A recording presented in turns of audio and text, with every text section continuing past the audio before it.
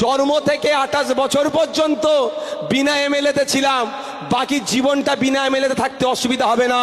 কিন্তু এতটুকু মাথায় রাখবেন, নওশাদকে হারাবার চক্রান্তটা অনেক গভীর চক্রান্ত, আরএসএস এর চক্রান্ত, মোদির চক্রান্ত, তৃণমূলের চক্রান্ত। এখানে ওরা আইন করে মাদ্রাসা, মসজিদ, ঈদগাহ, কবরস্থানের জায়গা কেড়ে নিতে চাইছে। আর এই নওশাদ সিদ্দিকী, শামীম দাদের সহযোগিতা নিয়ে, আইনি সহযোগিতা নিয়ে মোদির আইনকে সুপ্রিম কোর্টে আইনের মাধ্যমে আটকে রাখছে। বুঝতে পারছেন লড়াইটা কোথায়? এই আমার আদিবাসী সমাজের মানুষ আছেন, বাপি সরেন অধ্যাপক, নওশাদকে কেন আটকাচ্ছে? মমতা ব্যানার্জি ফেক সার্টিফিকেট দিয়ে আদিবাসীদের অধিকার কেড়ে নিচ্ছে, নওশাদ সিদ্দিকীদের চুপ থাকতে পারবে না। আমার সামনে আদিবাসীর অধিকার কেড়ে নিচ্ছে, আমি চুপ থাকতে পারবো না, আমি প্রতিবাদ করছি, আমি হুঙ্কার দিচ্ছি, বিধানসভার মধ্যে দাঁড়িয়ে মন্ত্রীদের চুপ করিয়ে দিচ্ছি। ৭৭টা বিজেপির বিধায়ক আছে, কোনো কথা নাই।